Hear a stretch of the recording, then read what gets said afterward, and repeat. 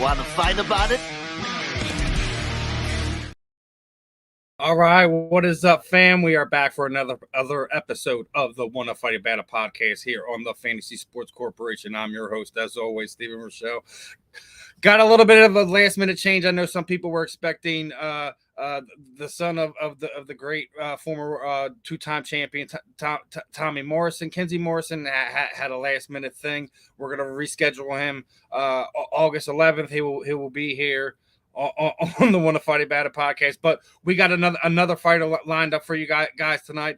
Let's get a second here to introduce our first guest. You know, you guys are going to learn a lot about him over the next half hour or so. So let's get things kicked off how we normally do here on the show, Fighting out of the red corner.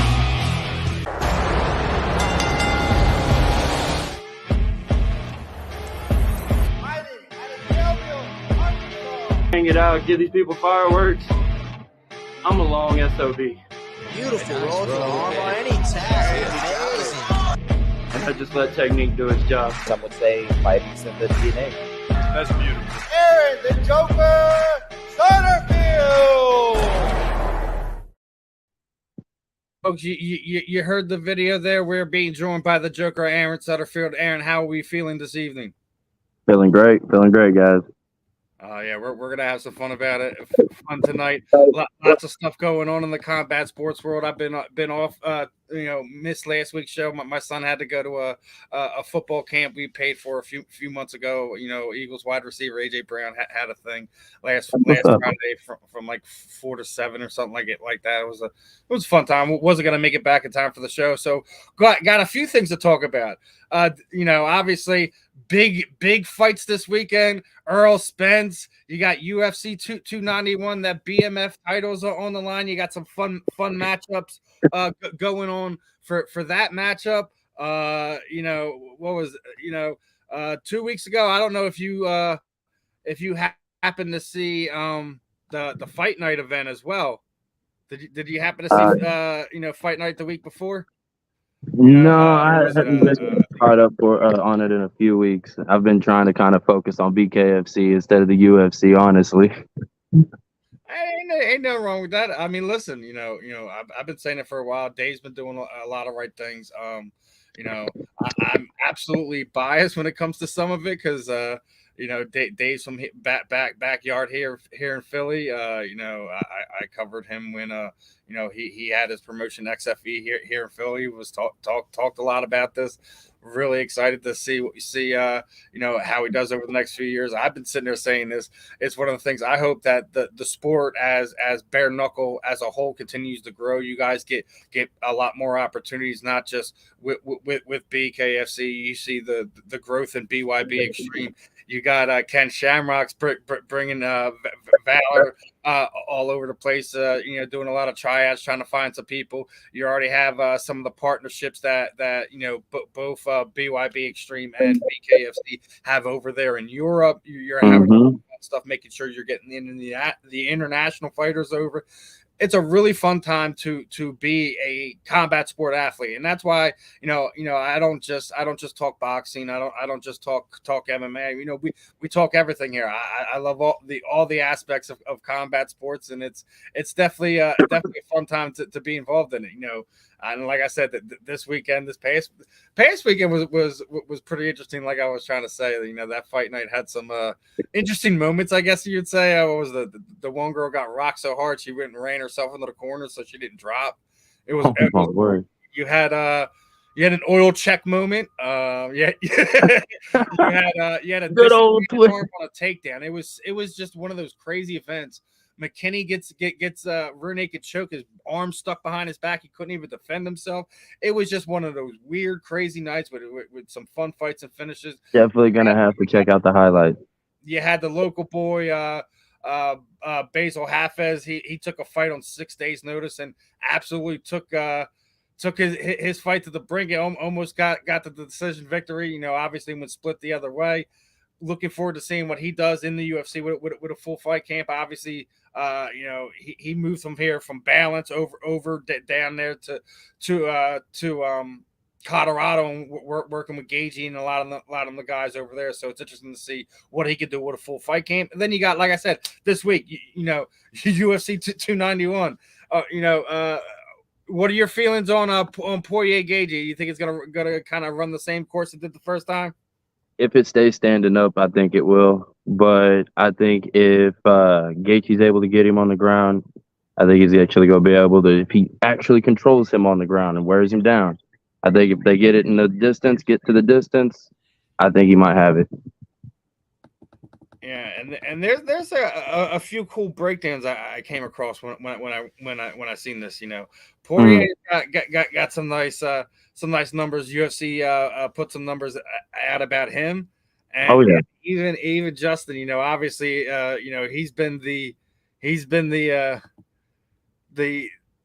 what was it, the bonus machine since he's been in the UFC. I think 90% of his fights have acquired him bonuses. You know. Yeah, every fight that he has, it's always a show. It's always a banger. It's always a brawl. I mean, he deserves those bonuses. That's for sure. It's one of the ones. Now, here's one for I gotta ask you: buy or sell on the BMF belt? Is that just a cheap ploy for the UFC, or do they need to put some kind of you know, actual something behind it outside of just, you know, having a belt? Like I seen some of the fans were like, if they're fighting for a belt, why can't they make the championship weight? I'm like, well, because like, okay, so my opinion on the BMF belt in general, it's just another circus monkey for the UFC. That's all it is. It's to keep the people interested, because you have the main belt, and then you've got the intermittent belt, and now you've got the BMF belt. I mean, what are we gonna have? The ABC belt next? I mean, like, I want to ask if you remember this. You remember what Dana used to say when people would compare him to boxing? He used to get so mad at like the WBO, the WBC, all the different belts that they have. Mm-hmm. And here we are 20, 30 years later. Yeah. Not much in much of a better situation. You're kind of going back down that route. Exact same thing. Yep. I mean, listen, we're hard on the UFC. Let's be honest. But the UFC knows where bare knuckle has been because they've been in their shoes. UFC was called human cockfighting for years. And Dana White turns around and says that exact same thing about bare knuckle when it first started, you know, getting its momentum going. Yep. So I mean, I don't know. Like I said, I got my opinions about the UFC, and I think they've sold out and then tried to backpedal, and they sold out and they tried to backpedal just to save themselves. And that's why a lot of the fighters from the UFC after leaving contracts are coming to the BKFC. Look at Chad Mendez, who just fought my opponent. That's coming up. Huh? I said, well, didn't Mendez just fight EA? Eddie Alvarez? No, oh shoot, who was that? I know he's fought. I didn't realize he fought after that. I know he fought for Maz, for his debut. I don't. Oh, okay, I got what you're saying. His first fight, I got you. Yeah. I mean, they're and he's not the only UFC fighter that's came over from to the BKFC. See, I knew Luke was going to get rocked right out of it. Like it's not that, like, he was more like that Muay Thai kickboxer. You know, he wasn't really the striker with his hands. You know, right? So I kind of felt that was the kind of a mismatch when they made that one. Interesting to see. You know, I know I had Mundell on here, and he said he wanted to expose Perry after he dispatched of Richmond. He not only dispatched Richmond, he retired Richmond. Yeah, at least, you know, according to Mike, when after the fight he said he was done. So yeah, although that fight kind of shocked me. Richmond, he's a tank. Dude is a tank. Here's the other thing, like, people tend to forget. Like, I covered Mike since he was in Bellator, and where he was fighting in the Bellator tournaments at 145 pounds. He's sitting there fighting at 205 and 85 now, like towards the end of his combat sports career. I mean, obviously, a lot of guys fight up in weight as they go along, but not from, like, that's one of those rare ones. I think Uh, Anthony Rumble Johnson is one of the one few that I've seen jump like more than 2 weight classes as they go up. I was gonna say, what was that weight class? What weight did they him and Lorenzo fight at? I think it was what 185, 175. I think it was 185. See that this is the thing that gets me about combat sports. When we're talking about different sports, there's the weight classes, or the actual weight. And then the names are just so far off.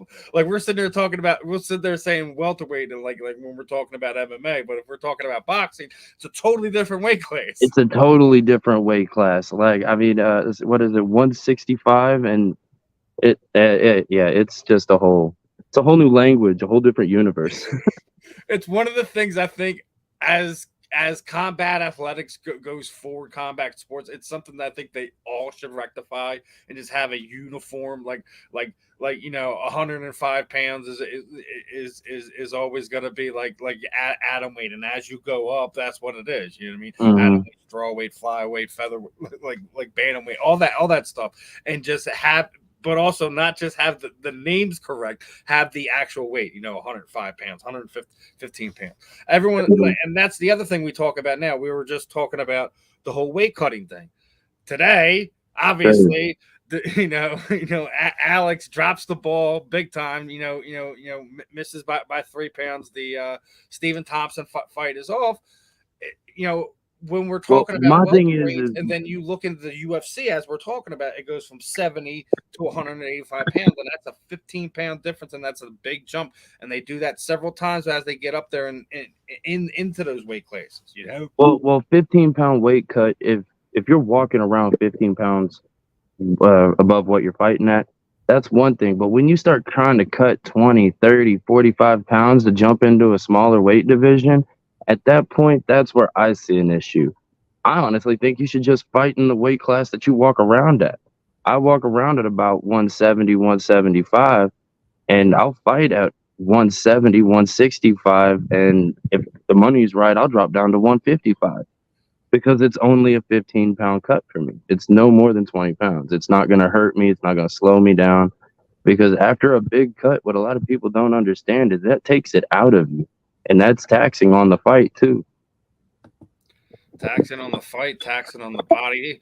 I remember talking to back when PFL was still World Series of Fighting, and I was interviewing Steve Carl. I was like, I cut like almost 30 pounds. I'm like, what? Yeah. Oh my! He's like, I'm just a wrestler, dude. It's just, it's nothing for me. I just know how to do it. I know where my body is. I know when I can and can't do it. And then that's the other side of it, the discipline. But if you go and look, he's almost never missed weight too. Mm-hmm. But then you go and look at some of the performances, and that's what me and you talk about. It's like you can make the weight, but how like when you're cutting 30 pounds, it's not always good for your body. It's not always good for the overall performance of you being able to compete in a cage, in a ring, however it may work out for you. It fatigues you sometimes real quick. I mean, you can go from feeling great, and then halfway through the first or second round, all of a sudden you just feel like you just wasted your whole gas tank. I mean, you don't have. And speaking of bodies, everyone's been talking about Derek Lewis, right? Did you see him today? You see him today? He wasn't sporting the roundness in the middle no more. He looked like he was getting close to a 6-pack there. He's getting cut. Yeah, he ain't got that dad bod no more, Camp's doing him good. Yeah, man. I know. You see a lot of chatter online there, like if Derek loses this, he very well could wind up in BKFC.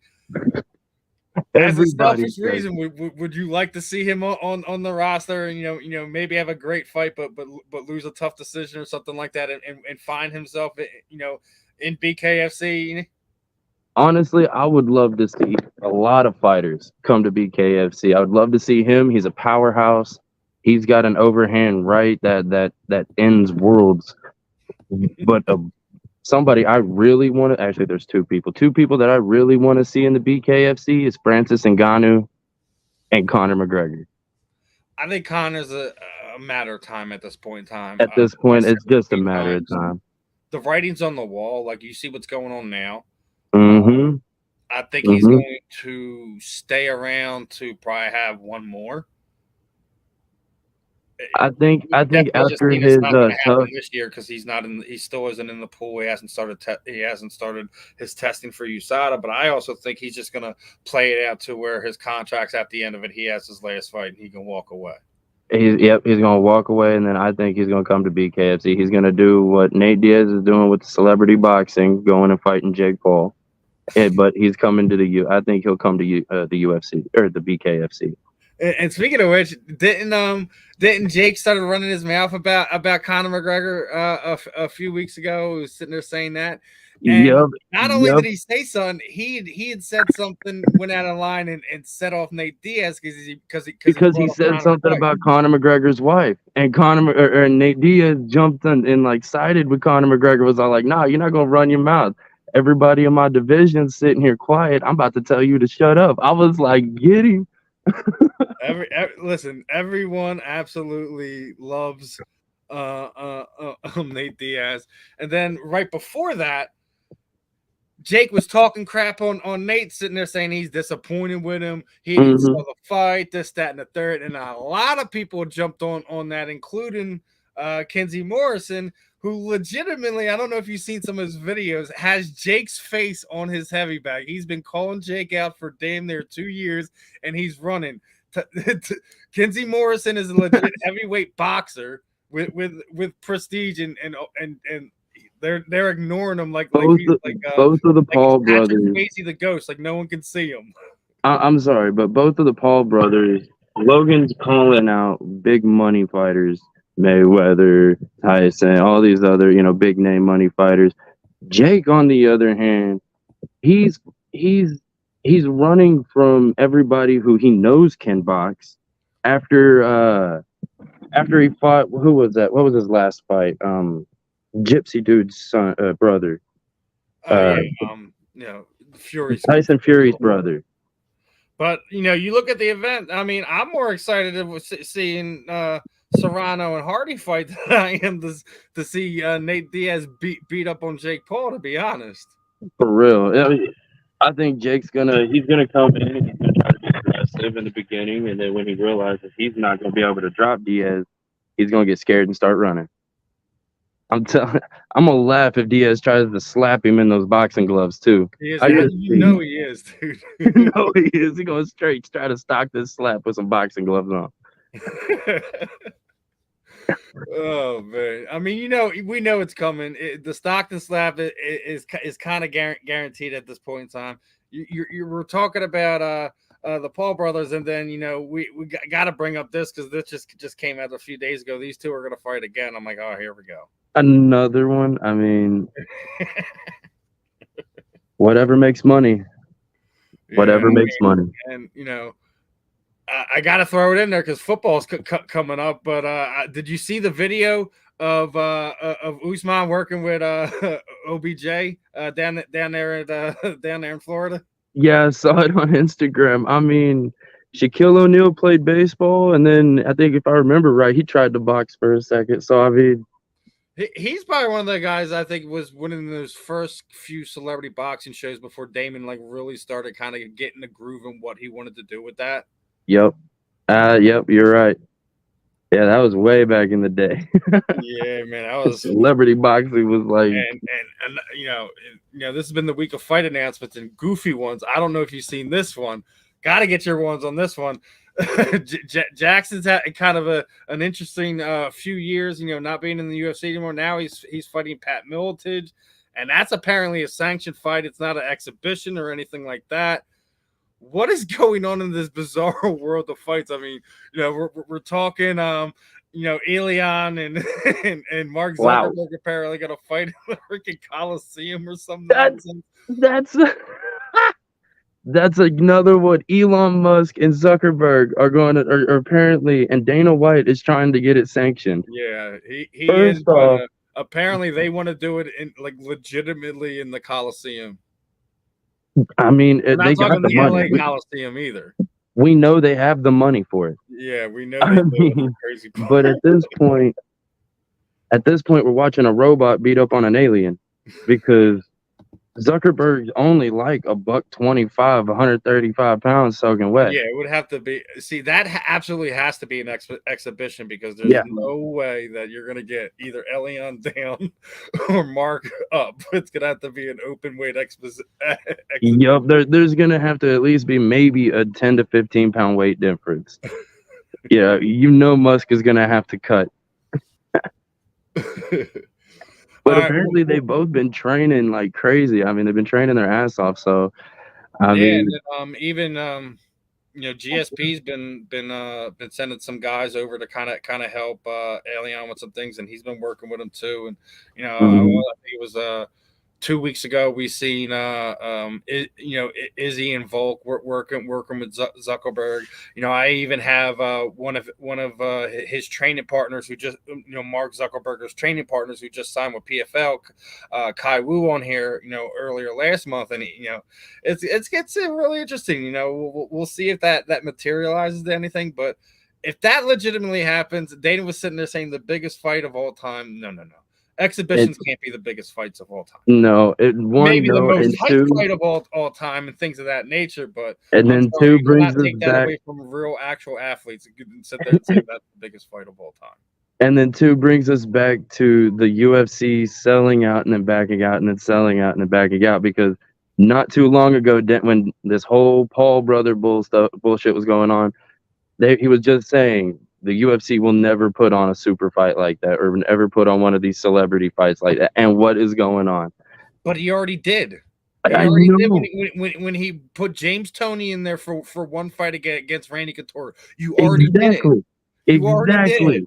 That's exactly selling out, backing up, and selling out again. Because James Toney was a world-class boxer, him and Randy were similar in age and things of that nature. That doesn't equal what was going on. Exactly. Like I said, it's all about the clout. It's all about the money. They're taking the sport away from the sport. What's that? Remember Shaq Fu? I ain't even gonna talk about that. It was one of the questions in the chat, I guess, from when we were talking about Shaq and his early connections with celebrity boxing. All right, one thing I want to have a few more for you. Then we get into your fight, and then we'll get ready to start putting a bow on things. But real quick before that, let me get a word in from our sponsor. Fantasy Sports Corp and Underdog Fantasy have teamed up to start your fantasy season off in the win column with Best Ball. What is Best Ball? It's quite simply the easiest way to win. No team management, no trades, no waivers. It's their biggest contest ever, and it has only gotten bigger. You simply have to sit and win. You don't even have to set your lineup. Always get your best score every week. Just enter a contest, draft your team, and Underdog will do the rest. What could make this even better? How about free money, up to $100 using our exclusive promo code?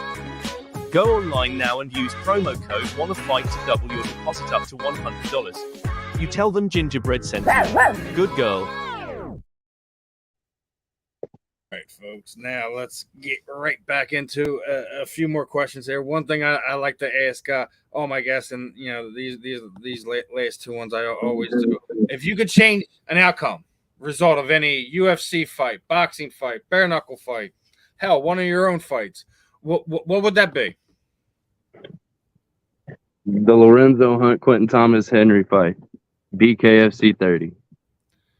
Man, I'm sorry. Give respect to Hunt. He's a brute. This dude, he touches you, you're going to sleep. But I really thought that Henry had him there for a second, and then the whole controversy behind did he hit him, did he not hit him? Regardless, did he or did he not? Hunt tackled, double leg takedown Henry because he caught him with that uppercut. And the crazy thing is me and Henry were talking about that before the fight. So if I could change a fight, I think that would be it. It's always crazy because you're still into those early stages, so you still have some of these guys who still have those MMA urges in them and things of that nature. That's not the only fight recently where we've seen a guy get picked up and slammed in the ring. I'm like, are we are we boxing or what? What's going on here? Yeah, and to bring up my opponent again, I mean, when he fought Chad Mendez, it looked like Chad Mendez in the second round shot straight in for a double leg. I was like, hey, whoa, hold on now. I don't think, there should be some type of, I mean, obviously, like I said, BKFC's come a long way, but there should be some things. There should be no grappling or grabbing of the fighter below the waist in any way, shape, or form. Yeah, I think actually I'll go as far as below the pecs, because once you start getting out from around this area, you're starting to grab waist pretty much, and you're not staying. I'll give you that much. Like you should. There's unless you're tying up the arms, I don't see there should be any reason to hug up or anything. Exactly. Exactly. Because then it's just two dudes hugging up on each other in front of a bunch of people. All right.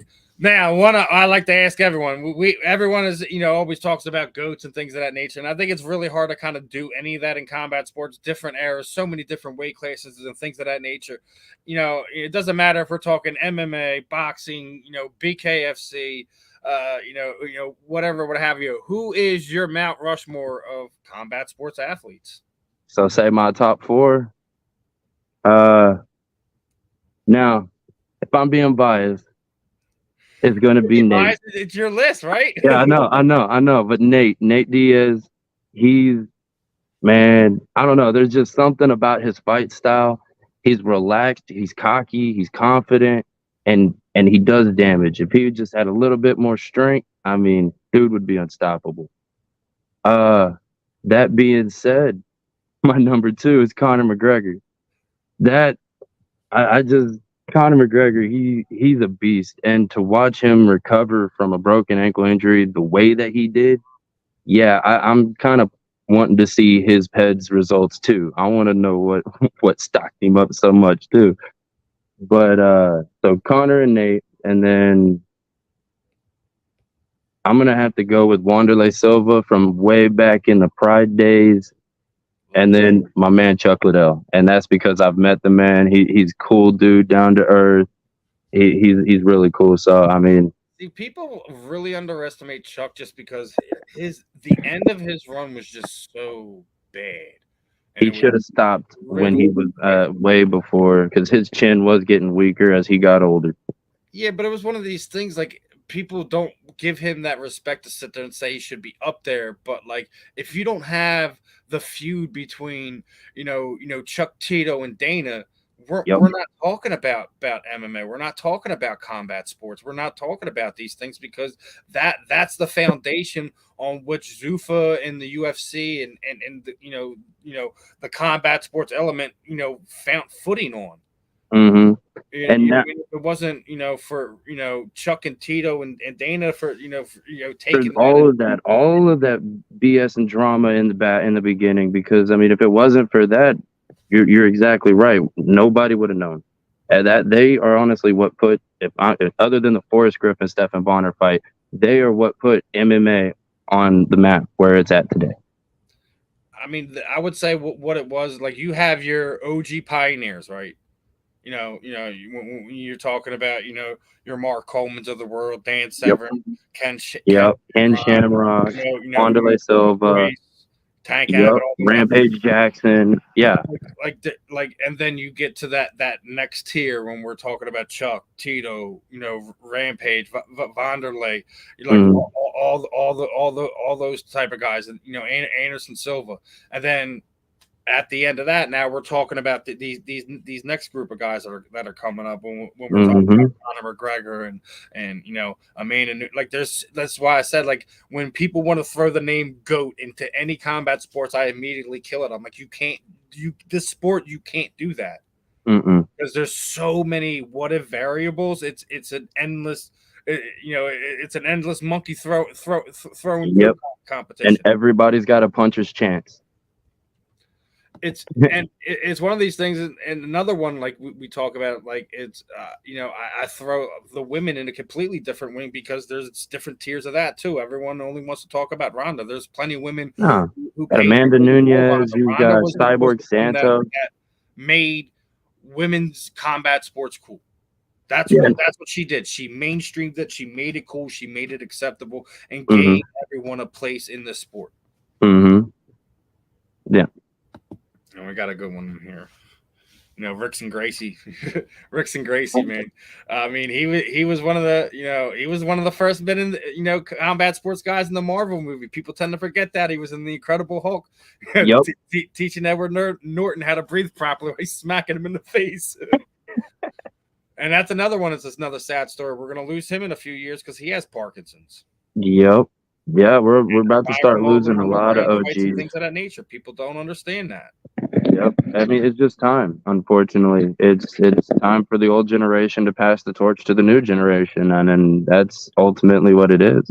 And you mentioned something that I wanna touch on real quick, and then we'll talk about your fight and get ready to wrap things up. But you talk about Stephan Bonnar and Forrest Griffin and things of that nature.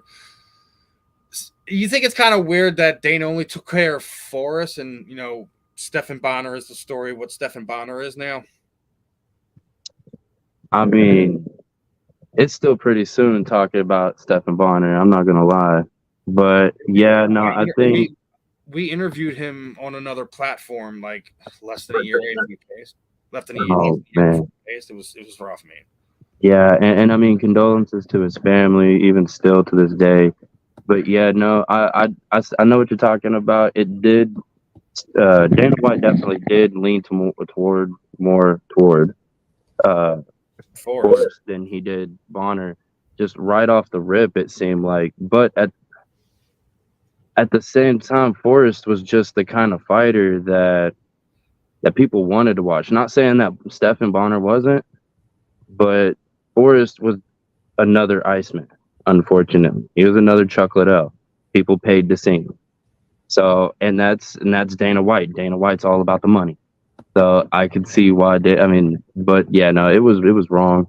And then now he went back, and I mean, what he helped the Bonnar family with and everything with after the passing and all that. I mean, doesn't make up for anything, but it was a good gesture in my opinion. And it's a good gesture, but it was guilt, brother. He should have did that beforehand.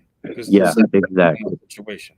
Exactly, and that's what I was just saying. I mean, it was because he didn't, but I don't know. I mean, like you even got to think it like he's had to make some really tough calls. He had to fire Chuck too. Like they did away with his position and things of that nature when the merger and things happen like that. So like he's had to make some tough choices, but those are one of those human things. Stephan did so many special things. You never gave him a position. Taking care of them after the fact, in my opinion, it's guilt. But that's where I stand. I don't know where it truly comes from. But that's just my general take on it. Right. Like we all, when you meet people like that and you're in that position, he probably in a way does feel guilty that he probably didn't do more, but not necessarily meaning that's where generally it came from. You know what I mean? Right. No, yeah, I get you completely. But get off the sorrowness. Obviously, gonna get into your fight, your announcement. Obviously, that should be a fun one. August 25th. Be a good fight. How excited are you to get back in there and perform for BKFC? Oh my God, you have no idea how excited I am to actually be able to get in there this time. I've had 3 matches made up. Unfortunately, this is the 3rd one. Unfortunately, 2 of them have fallen out. I don't know if anybody, followed me from October, but I was supposed to fight Brandon Shavers at BKFC 30. They had to find somebody on 24-hour notice because there was some communicational mix-up between commissions and management that I had a week left on a suspension. So if the fight would have been a week after it was, I would have been on that. I would have fought. So, this is why I want to stay loyal to the BKFC because they've been telling me to just hold on. They'll get me one. And they could have put me on the Contender Series on Friday night, but they didn't. I'm fighting on Saturday night on the 25th with all the big names. I mean, and I'm fighting from Fames. I can never pronounce his name right. Fames. But I keep wanting to call him Famez. What? Fez? No, I mean, and I respect the dude too. I mean, like I said, he fought Chad Mendez, who's a UFC vet. I mean, it takes skill and it takes heart to do something like that. And I can't wait to toe the line to actually show that I belong with these guys too. I mean, I always looking forward to all the big KFC events while we're watching it on the app or fight or. Oh yeah, either way, I love watching them. They're all amazing fights, but to me, it's I guess not a. It's I don't know how to describe it or how to even explain it at this point. It's just a different type of feeling. I've been chasing the BKFC for 3-4 years now since Knucklemania 1. I mean, I've been under managements from as worst as you can get. You know, Paul Tyler. You know, Oh man, don't even yeah, dude. I was. Don't even get me started with that name, dude. I'm sorry It's to funny say because it. he's still managing fighters. That's the sad part. Like, yo, I feel I bad reached out for to this these one girl people. and found out she was working with him and was like, you have to reach out to so-and-so. I'm like, listen, I've dealt with enough lies and BS around that dude. I'm not dealing with them. Really wish Yup. you all the best. Good luck in your upcoming fight. Yep, I mean, dude, I can really I've say. dealt with him. I've dealt with all of that from way back in the day. Like I said, Knucklemania 1. I've been through Knuckle Up Combat Agency. I was managed under those guys for a little bit. Those are actually really good guys. You know, we left on good terms, but now I've got Carlos, the CSC management, you know, taking care of me, and these guys have they've put in the work to help me out, and I really appreciate, respect those guys. Like Carlos, he's my man. Like he's got me. All right. Well, what I'm going to do now, because we're up against it. And I know the fantasy football guys are right on behind me. What I typically do here at the end is kind of throw the proverbial microphone over to you. Anyone you'd like to thank, training partners, teammates, shoot out your social media sites, anything you're working with outside of the combat sports world. The mic is yours. Quick second, play this video, and it's all yours, my friend.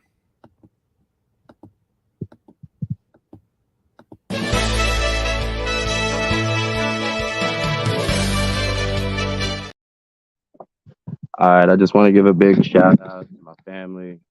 You know, y'all guys been there for me since I was from the beginning, pretty much. Check me out on my social medias, Aaron Sutterfield, Instagram, Aaron the Joker, TikTok, Aaron Sutterfield. But other than that, y'all guys come check out the fight. Thank you guys for watching. I really appreciate it. I'm gonna fall and break this chair. Don't fall now. Don't fall I just straight broke this chair. Like, dang. Oh man, there's nothing you can miss here on the One to Fight About It podcast. No. Oh wow. Aaron, it was definitely Y'all a pleasure. guys, Best of appreciate luck it. to you, my friend. We'll catch you on the rebound. So we'll say goodbye to you and see you soon, my friend. Yes, sir.